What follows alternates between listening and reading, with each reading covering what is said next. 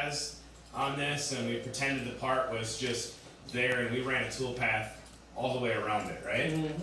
So why won't that work? You'll mill off your jaw. You'll mill off your jaws. So I brought a part and some jaws here just to get kind of a rough visual of what we're doing. So you're gonna have your stock, and basically your stock is the same width as this. So you put that up there, and this edge will be a stock edge. So if you mill all the way around it, and you're holding it in jaws, you know, like this and like this, then you're gonna mill right through the portion you held on to if you go to that full depth. So we need to go to the full depth to get all the way through it, so we can't mill it on these sides because we're just gonna leave it stock. So now instead of doing a full profile around the whole part, what we're gonna do is we're gonna break up contours, and we're gonna just profile a partial of the chain. So really what we want to grab on something like this would we would start here, and then this line, and then that line, and then we'll stop, and then we'll continue on the other side. So that's what you can do with the chaining feature. You can grab the whole chain, or you can break it up into bits and pieces. And what else do we see for issues with this part? Machining it. You have to use two tools probably because of your radius inside there. Okay, and I don't even remember, let's just put some dimensions on here, what our actual radiuses are. So I go here. Oops. Nope, that's working, but it's on a different level.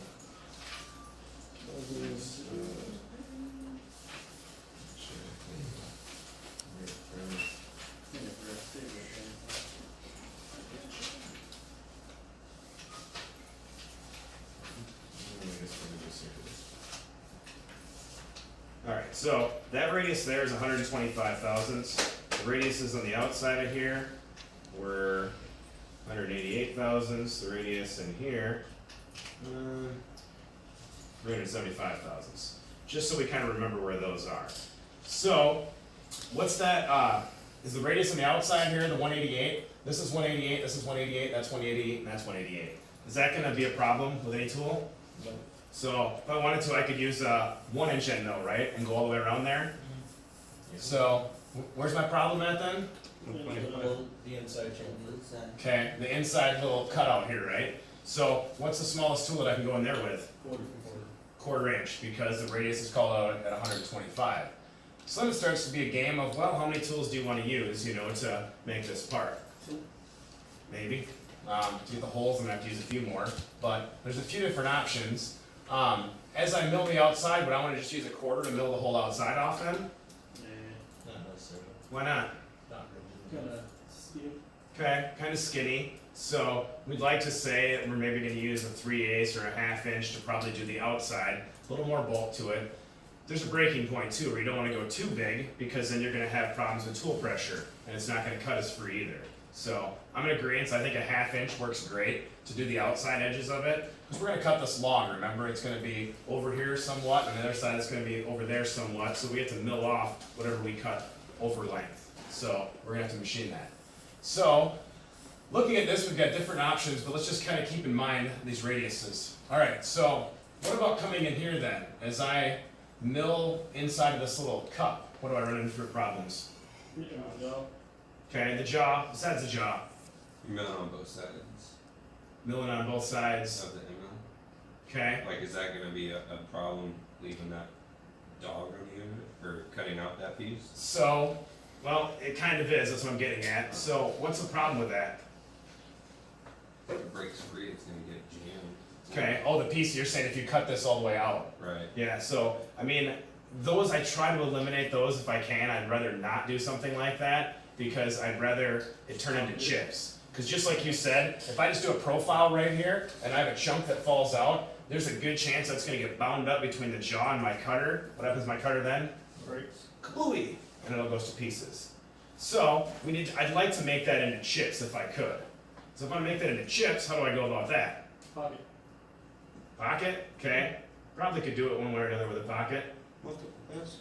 Multiple passes could work potentially. So in comparison to here and here, what's different? What I'm really trying to express, I guess, is that You got it on the way there. we've got roughly about 100 thousandths or so we're going to take off the edge of this. Stop it. So we got about 100 thousandths we're gonna mill off each side of it. But coming in here, we've got quite a bit. I don't remember how deep that was, but let's put a dimension on it and see. Alright, so a 1/2 inch from there to here. So yeah, that's quite a bit of material. So my 1/2 inch end mill, I'm gonna end up taking that tool and pretty much bury it, right? So, do we like burying my tool all the way into the full depth of it? It's kind of hard on it, right? So if I do that, what do I have to do to compensate for that? Okay, lighter depth of cut, so I might go at it and take pockets and just, maybe I'm gonna go in and knock away a little bit more, a little bit more, so, you know, this part was supposed to be, I think, 750 thousandths thick, okay, so, I mean, it's gonna take me a while to get through that, right? So, it's an option, but there's other options too, that's what I'm gonna get at here. So, what I wanna lead into here is kind of getting into more of the dynamic milling versus old school mill patterns. So it's really easy to go and along the side here, maybe just mill that to length, because we're only meeting a radial infeed of 100 thousandths versus our 1/2 inch end mill, right? So we're about 20% radial infeed. Does that make sense? So we're at 100 thousandths in comparison to a 1/2 inch or 500 thousandths. So, you know, that's pushing the limits of what you can do as far as a radial infeed. Now, coming in here, we're gonna go at 100% radial infeed if we come into that. So what if I were just to go 3/4 of an inch in depth and just plow right into that whole thing? It's gonna chatter, all that tool pressure coming in, it's not going to like that, right? You can use the drill to make holes right there when there's blood right there. You could, so that's another way to go about it, I mean, to eliminate that tool pressure. Could you even plunge down with your end mill and just go all the way down, back up over and all the way down? You Do potentially that? could, but some of these things, I mean, they can work in the right scenario, all these ideas might work. What's cool on Mastercam now is they have a new programming options and features in here where you can actually go and rather than take your depth of cut going big radius and shallow depth of cut, you're gonna actually go the opposite way. So, I'm gonna try to draw this. So you could do that whole thing with a 1/4 inch and do that dynamic. You could potentially do that, potentially you could do that. Because with the 1/2 inch, wouldn't you be right on the border where it's just And it is, going yeah. back and forth this way, right? Yep. So what we're gonna show you here is something different that you can do now. So old school mentality was, all right, you looked at material and you were gonna take a chunk of material off this corner, right? So if you were to take a chunk of material off of here, you would probably, let's change colors here, and the chunk of material, you know, I don't know, looked like this. Which way would you go to achieve it with the end mill? You basically go at the top and step, step, step, work your way down it, right? So you're gonna mill and make a line here, and here, and here, and here, and here, and finally get to your depth. So where's your cutting actually happening on your tool then? All on your tip. All on your tip, right? So all right there on the bottom of it. So this tool specifically, I dug it out of the bin just because it proves my point pretty well. Look at the wear on that tool once, and just pass it around. And look where the wear is at. Just on the bottom edge. It's just on the bottom edge. So the whole, you got that whole flute, you know, it's 3/4 of an inch high, but all the tool wear is happening in the bottom 100, 150 thousandths because that was the depth of cut that you went for. Does it make sense? So the new mentality is instead of taking that material away this direction, you're gonna do it like this, and you got this pocket here, you're gonna actually mill away this way at it. So what you're going to do is take a full depth of cut, so your cutter, you're going to engage all of that flute, the whole thing. Think about this once.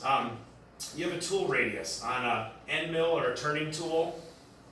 Perfect point. Why doesn't that work? It breaks because the pressure all goes to one point. So what do we do to disperse that? We put a radius on there, right? And now the pressure goes across more of that radius and spreads it out. It's kind of the same mentality going on here. Instead of all the pressure right at the tip of the tool, it's spreading that pressure out through all the flute. So now all the pressure, instead of going to one point, wearing out one point, well, it's spread out over that whole flute height, and now you'll get more tool life out of your tool. So that's the big idea here, is changing, how do you do that? We did it last week with an option called multi-passes. You guys saw that? Where we had the contour and they did multi-passes and it stepped it out and out and out and out and out. Remember that? What's the problem with that one? So you're starting in the middle, you're starting full cut, and you're stepping out, you wanna start. It's going both ways, it's going all over the place, and potentially, you're gonna, maybe the edges are good, and you don't need to offset that out, but maybe it's just the middle portion that you need to adjust. Well, now if you do those multi-passes, it brings everything all the way out. You're gonna spend a lot of time cutting something that's really expensive to cut, air. So, you don't wanna cut air because it's just adding to your cycle time. So you wanna keep your cycle time as tight as possible by just having it cut right in the material there and cut as minimal amount of air as possible because, like I said, it's expensive to cut. Just add cycle time and it's not value adding. So you could get by and do the same idea that we're talking about right here by using multi-passes, but your cycle time is gonna dramatically increase. So I'm gonna show you a few different tricks on here that we can go through and dynamically mill out the material basically in loops. So like we're looking at that pocket, looks like this. Oops. And we got our pocket here. So instead of coming at it and doing numerous passes over and over, it's going to loop in and it's going to do a little bit. It's going to come back and it's going to loop again. And it's going to do like a spiraling effect, basically like that, working its way in until it achieves removing all that material inside of there. So all the cutting is happening like this, but it is going the full depth. So right here off the bat, the end mill comes down and it's at full depth. Or right here, it's at full depth all the way. Oops. So it's going to infeed that way, and it's going to spiral in and out. Now, as it spirals in and out, this is a little weird. This here's a cutting motion here, and then it comes back, and it's actually not a cutting motion, it's just clearing. So you think it rapids?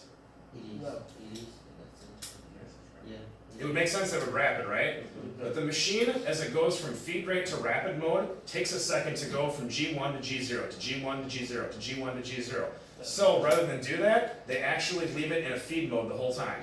And what it'll do is it'll mill across here, it'll lift, they call it a micro lift, of about 10 thousandths, and then it'll feed as fast as the machine can feed, all the way back to the start point.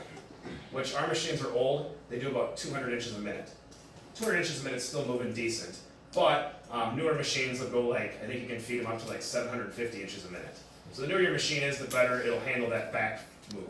But it doesn't go G1, G0, G1, G0. It's all G1, and it's just going to lift and move back really quick. So you'll see it as it's cutting, it'll mill and then back off, and mill and back off. So, and it'll look like it's a rapid, but it's truly just a feed. It's just really fast. We control all of that in our cycles here.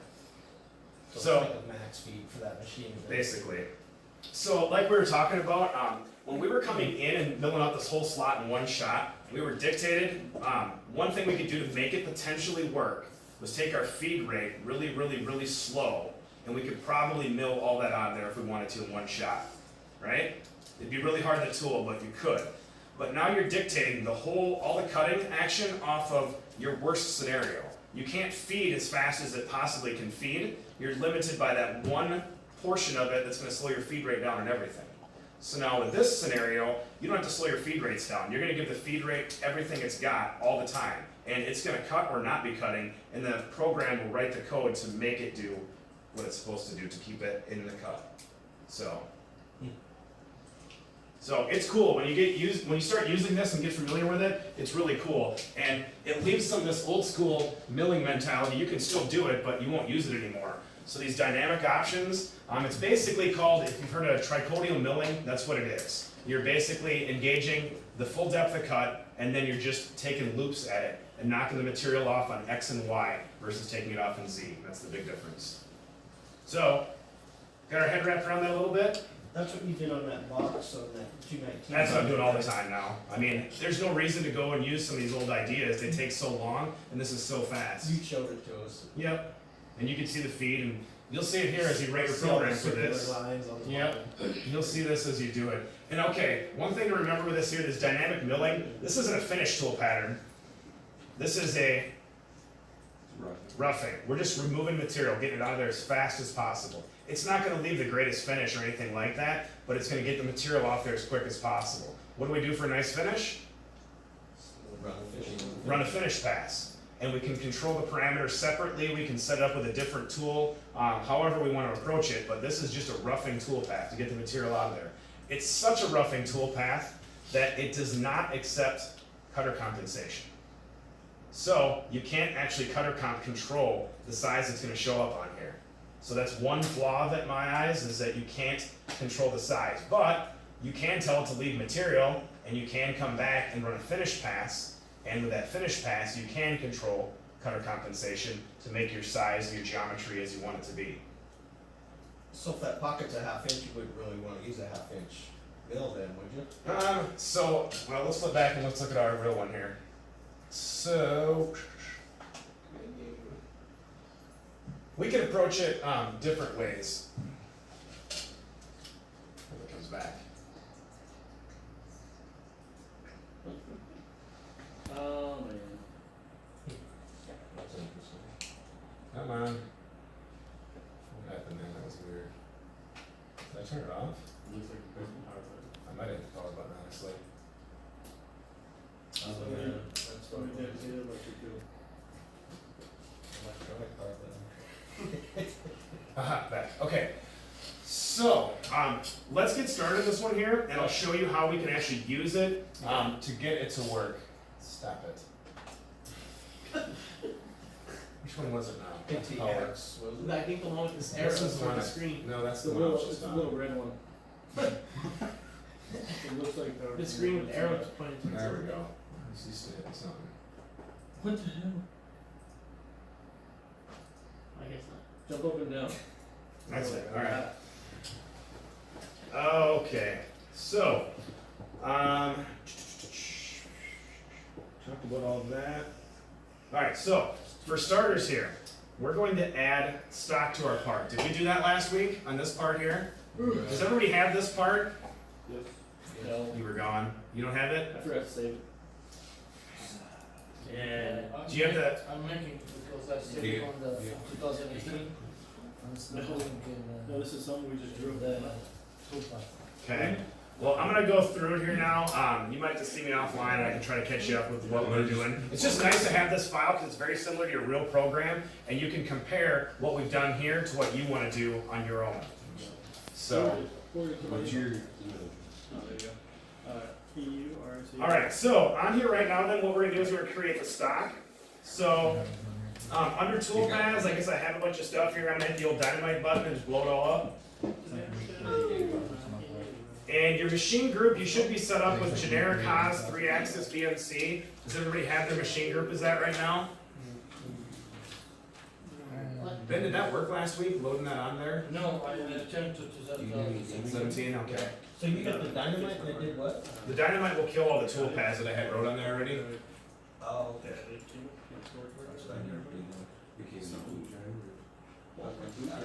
If I want to here, just to move these dimensions off so I can look at them later, I'm just gonna put these on a different level. Did you look through your files? Oh, you can actually click on and change it into a different level? Oh yeah, so right in here, I'm just gonna create a level 3, Something. That's and awesome. I'm just gonna call them dimensions. And now I'll just take them and right click Take it apart. and move levels. And now I can show those things off.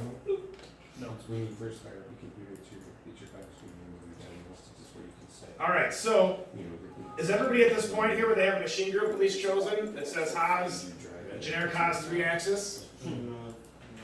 So if you don't have that, the thing you would need to do is you would go to machine, and you're gonna choose mill. And in this, if you have a managed list, you should click on that, and you should be able to find that Haas, generic Haas 3-axis mill inside of that managed list.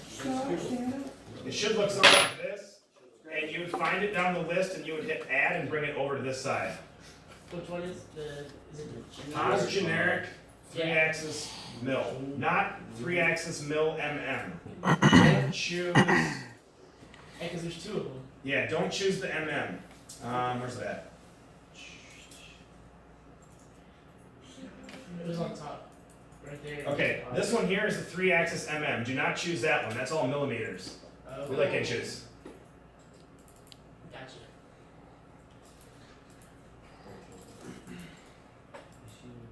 Everybody good?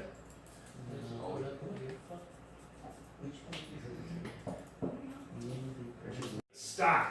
We want to create stock that we have here. So in this scenario here, we're going to go in and up under properties, we're going to open this up, and we have a stock setup tab.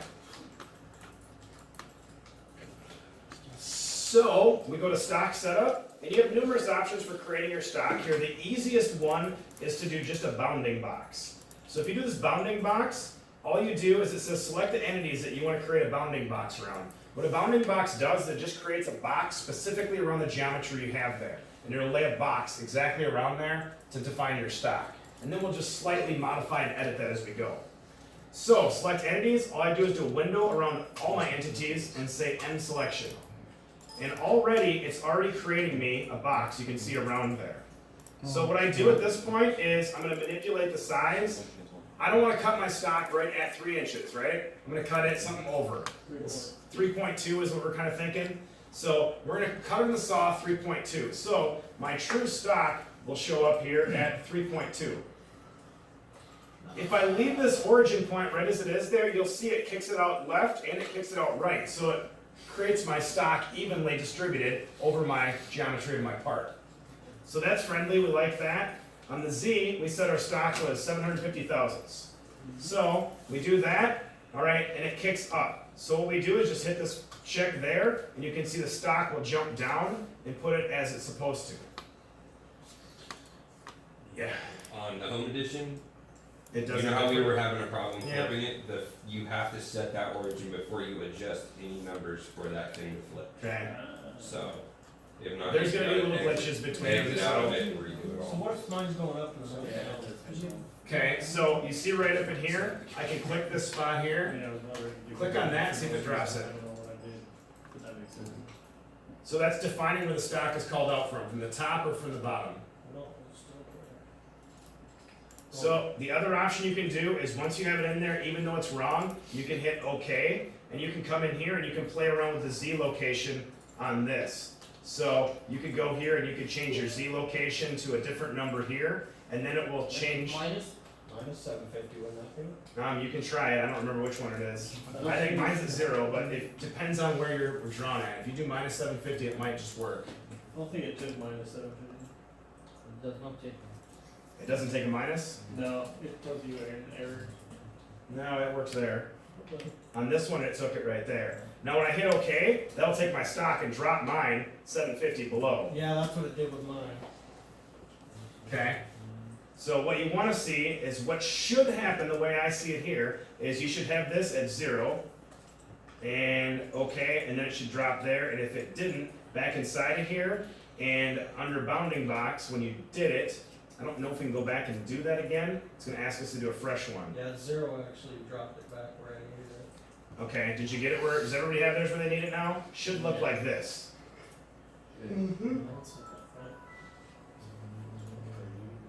Yours isn't working either?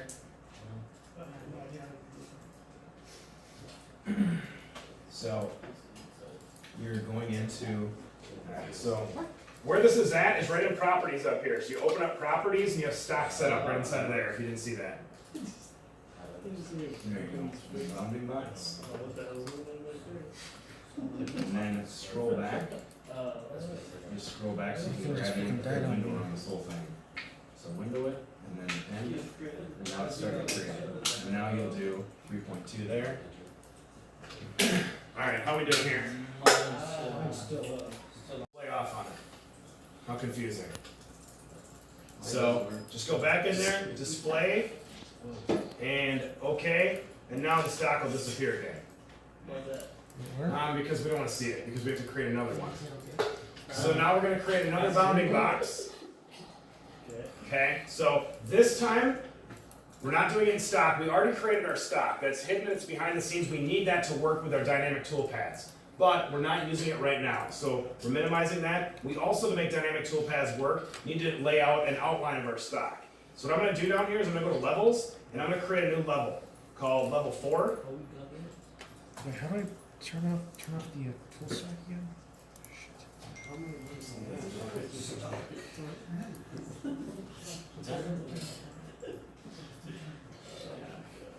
Okay, yeah, I got it.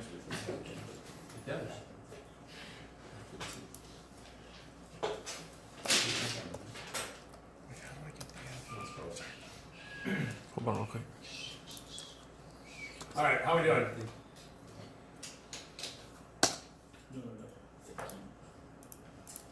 We got a level 4 created. Cool. And we call it stock. Cool. All right, so we should have level 4 active. Notice the check mark over here. That means it's active, so we're drawing on that level currently. So what we're going to do is we're going to go back into wireframe, and we're going to create bounding box. So this is wireframe geometry of a bounding box. And again, just like before, select entities. We're just going to select this and hit end.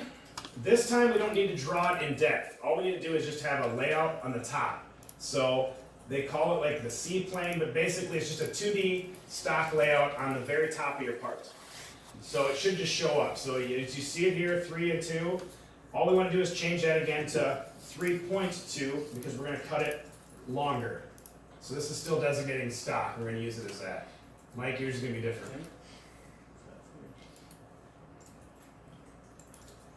So just creating wireframe geometry here, and we're going to call this stock.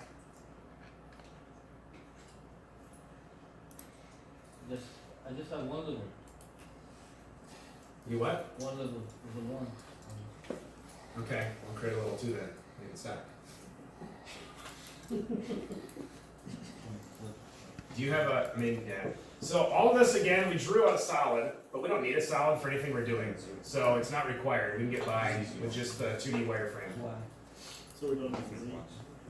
I didn't make it one. How we doing here now? Good? So this is another level. Again, I can take this level and the stock level, I can turn this on or off now. So, because it should be completely separate. I'm going to leave it on though, because we're going to use it.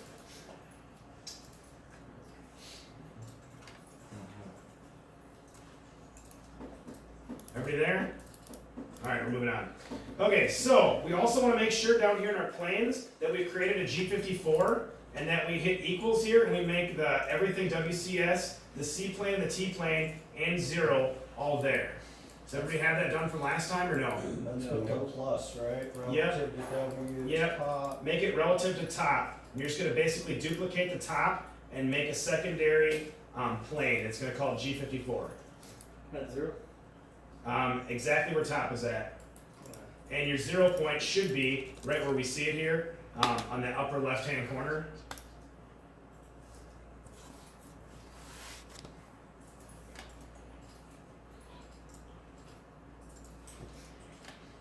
Yes.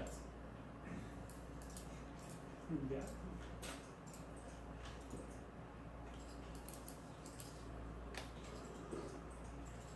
Everybody doing all right?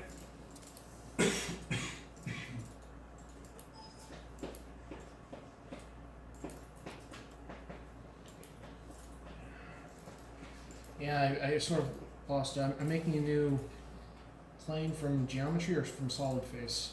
You're gonna go up here on planes and you're gonna hit plus, and you're gonna do it from The relative. yeah, relative to WCS and top.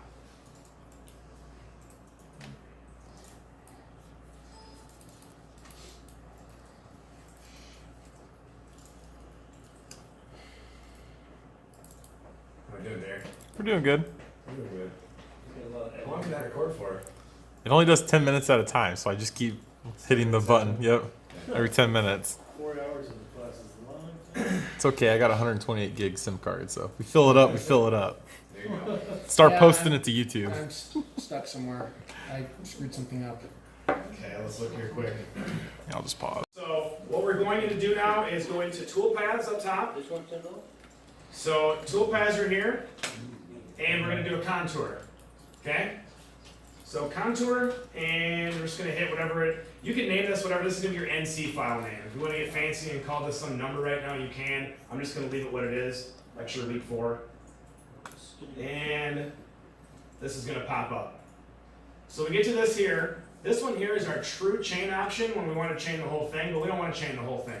We only want to chain a partial. So we're going to click this partial right here. And then we're going to click here to define the start of it. Notice too that I clicked on this side of the radius. If I would have clicked on this side, it would have actually flipped this and it would have put my arrow in the wrong direction. My arrows are specific, going the right direction here, so I need to call this out the arrow direction I want it to be. But wouldn't you, when you click the next line, it would fix the error, isn't it? No, it'll go the wrong way around the part. So this arrow starts here and it goes up. Where do I want to end that? I want to end it up here. So on the far side of this, past the midpoint, I want to click in there, and now it's going to grab that partial that I'm going to machine. See that? So from there, we're going to go okay, and I'm just going to leave it at that for right now.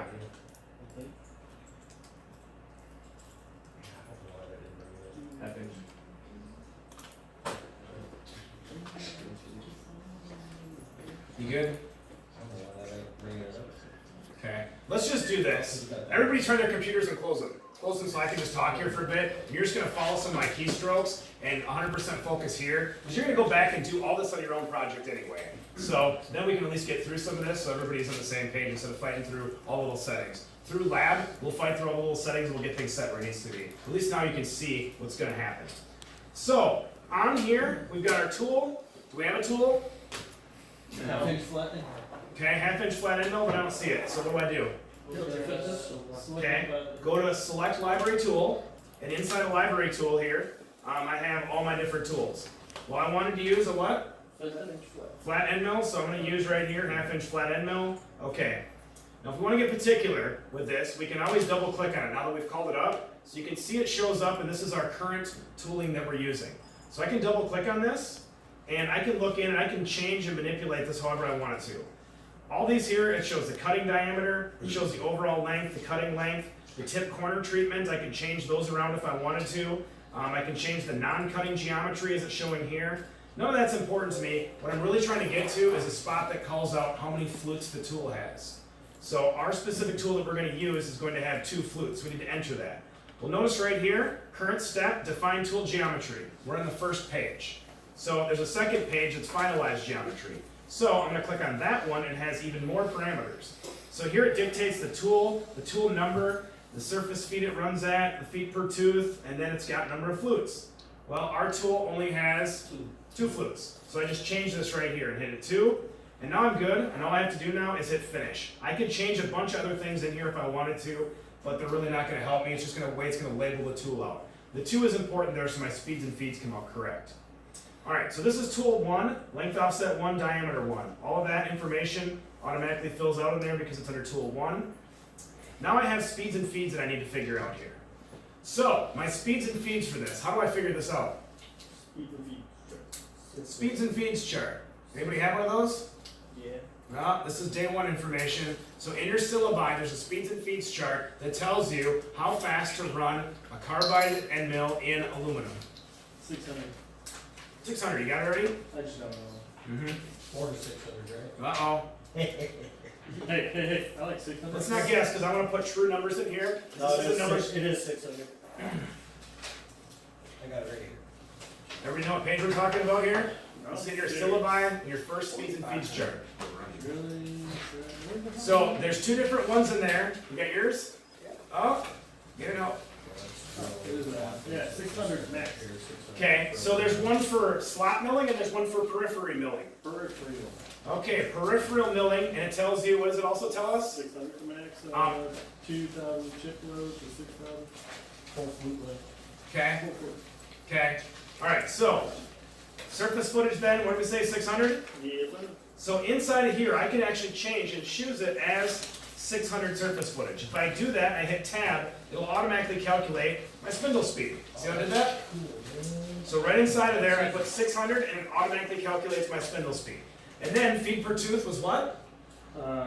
2 2 to 6, so we Okay. can run 2 to 6 thousandths. Let's go in the center of this one. Let's start at 4 thousandths. So we're gonna go 0.004 feed per tooth. Again, when I hit tab, notice the feed rate change, automatically calculates. So it's calculating off of the surface footage and the feed per tooth. I can just plug those numbers directly in. It'll automatically calculate my feed rate and my spindle speed.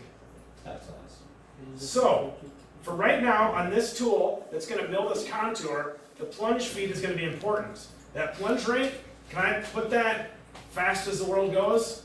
You Why can, not? but you're gonna explode it. You're going to explode it. Why is that? In bed. So we're gonna come in, and when we first start milling, we're starting at the bottom of this, and we're gonna mill into that steel jaw. So we're gonna have to make sure that our feed rate is slowed down the first time. Afterwards, we can speed it up. So I just recommend putting a slow feed rate in there. Just something probably really slow so it's really obvious. So I would just go a feed of 1.0. Oh my goodness. Not a feed, just 1.0. So that's gonna feed at 1 inches per minute. That's very slow. You can totally speed it up from there. So this would be one of those codes or numbers that I would actually, once I ran my first part, I would take that feed rate and I would increase that at the control. I wouldn't repost all this stuff just to change one feed rate. I would just fix it at the control. It's a pretty easy fix though.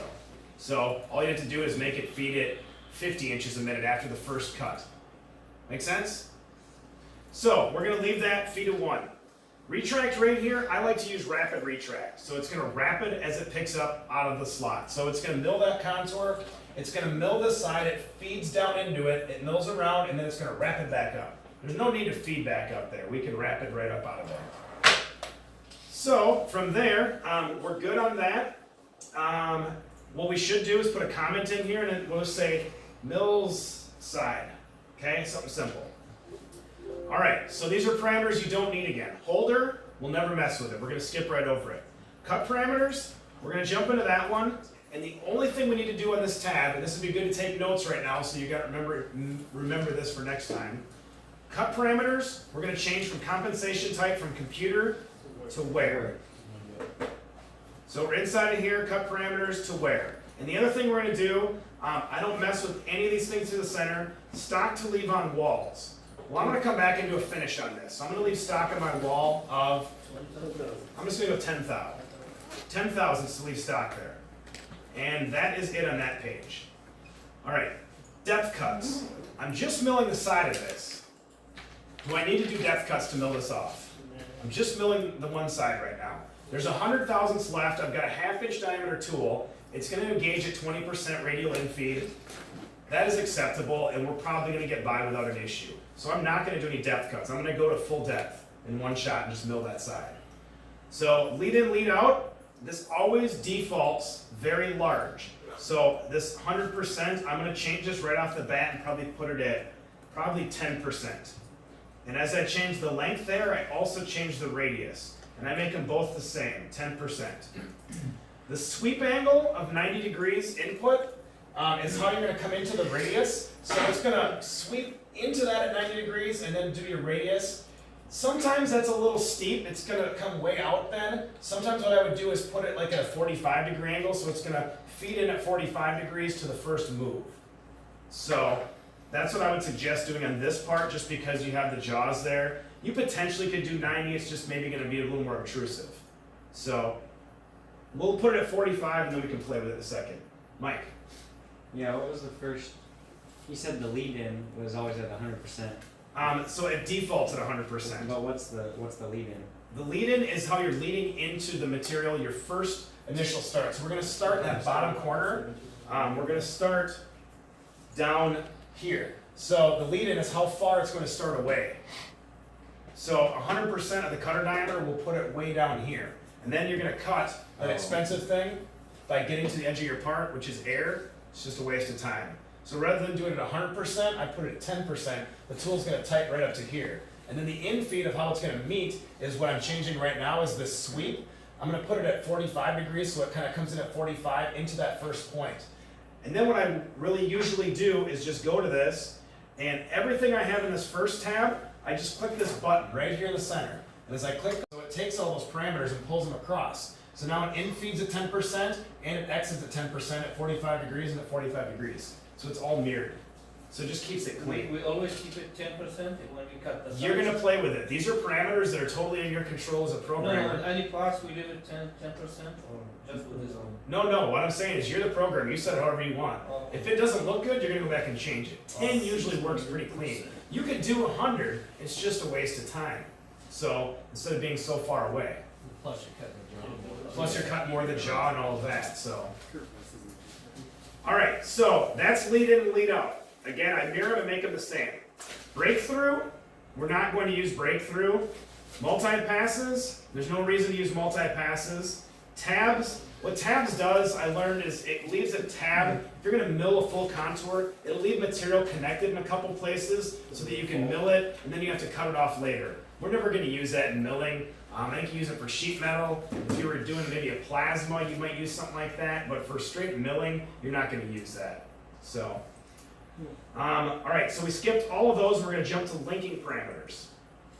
Linking parameters is important. You're always going to put something in here. This is your data of where your tool is going to. So as it's set right now, it's going to wrap it to 250 thousandths above our part. Then it's going to feed down to 200 thousandths above the part.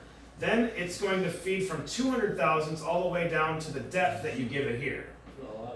So it's a lot of feeding. So I wrap it and I get rid of this point here. And I would wrap it right to my feed plane, and I would not be afraid to put my feed plane at 100 thousandths there. And as that's 100, I'm going to also change it to absolute. I always want to put these in absolute if I possibly can. So feed plane is going to wrap it to 100 thousandths. It knows the top of stock is 0, and then from there we're going to go to a depth of a determined amount. Well, our material is 750, so we're going to go 770, just a little deeper. So we go minus 0.770 here, and now we have that depth locked down. From there, home reference points, we don't need that. Arc filter tolerance, we don't need that. Planes, I'm just going to verify the planes tab here. So I'm going to click on this one, and I want to make sure it says G54, 54, and 54. The working coordinate system, the tool plane, and the construction plane all on my work offset. If those are all good, I'm done with that. Coolant, I go here. I noticed you were on manual on that last one.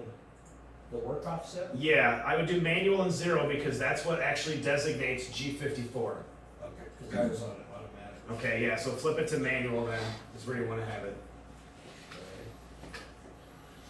All right, so that's it. Right now it's good, and just like that, it creates a tool path around that side.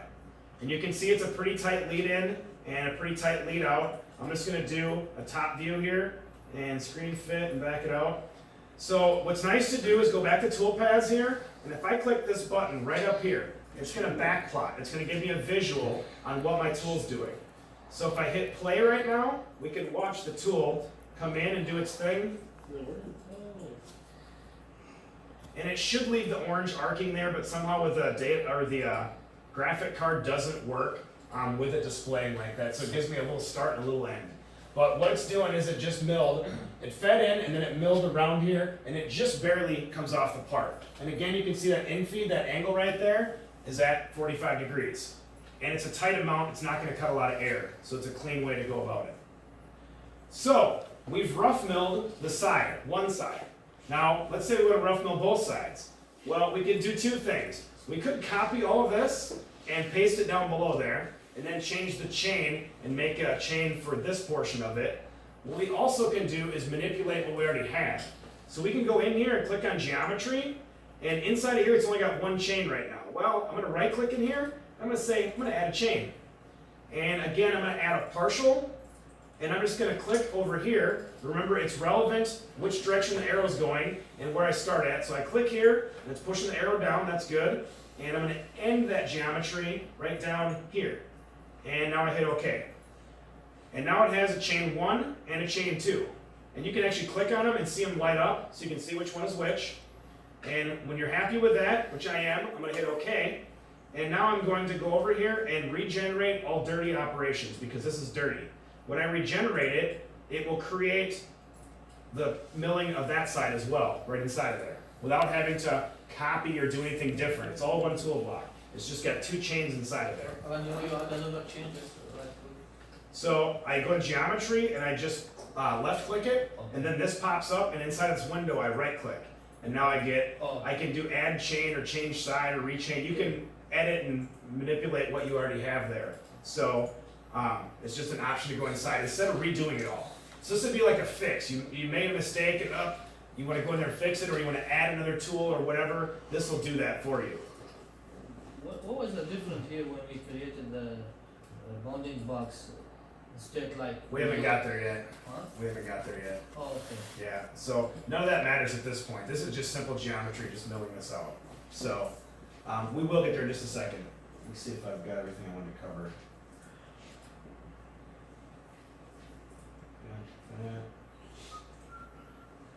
Alright, so if we were to do the same thing down in here and create another, I mean, we could potentially add chain and do this one as well. But what's the problem there? Big old angle. It's going to be a big old end mill going inside of there, and it's going to radially take out a whole bunch of material, and again, it's not working away at that material like we talked about with the dynamic pattern. So instead of doing it like that, we're going to approach that one different. So at this point, we're just going to say, okay, and we have this laid out. So now we're going to go in and we're going to lay out the dynamic mill outline. So I want to dynamically mill out this portion right here. So up top here, I'm going to go in and you get option of dynamic mill. There is another one which is called dynamic contour. Stay away from that one. I think almost everything we're going to do is going to be dynamic mill. So that's going to be your critical one you want. So dynamic mill is going to ask me, it says chain options. And this will get a little confusing here. So machining regions. Well, what's my machining region? This is where I'm going to use the bounding box that I just created. I'm going to click here and I'm going to choose my machining region. So I want to machine basically all of this, right? So what I do is I click machining region and I just click on this box and it grabs that whole chain. So that is my machining region. I have that chosen and I say, okay. Now it goes back in and it says, what areas do you want to avoid? So this is avoidance region. Now that's kind of weird, but I want to avoid this portion here. So, and actually I gotta remember how to do this.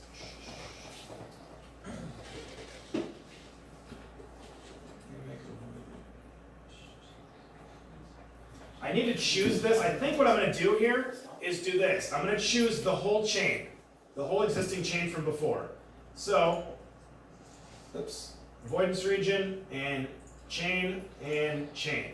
So I'm going to grab the whole part. I want to avoid the whole part basically. So that means it's going to mill whatever's left over.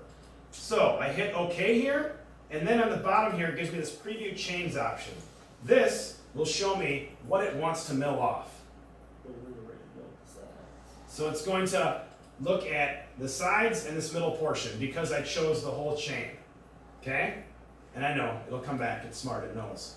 So, I have this chosen. The other thing I need to do is machining region strategy I'm going to do from the outside because I want to machine it from the outside of there. So as I'm coming in here, you'll see now this blue shows the tool where anywhere the tool could potentially go into those areas. So if you had a big fixture or something, you want to make sure that, hey, your fixture was cleared this distance around there so the tool could go to any of those areas because that's basically what it's telling it. And then it says all this cross-hatched area is where it's going to be milling at or potentially milling. Okay?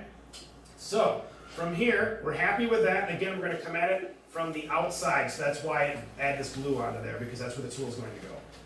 All right, we go OK, and we're going to go back in, and we're going to choose tool. Which tool do we want to use for this? Quarter inch. We could use a 1/4 inch. Get a chatter in the corners. It might shatter in the corners. Maybe. We've got all kinds of options here. So we already have a half in place. We milled each side of the half. It's the next operation. Let's just keep the half in there. We know it's not going to go in and clear out those corners, but it's going to get a big chunk of that material out there, right? So that helps us quite a bit. And it's stout. I can feed that faster, move the material quicker with that half than I can with a 1/4 or a 3/8. So that's the mentality I'm sticking with here. So the tool, I'm going to leave it alone. Notice here, now we call it up. Let's see how this works. Let's see if I click on this.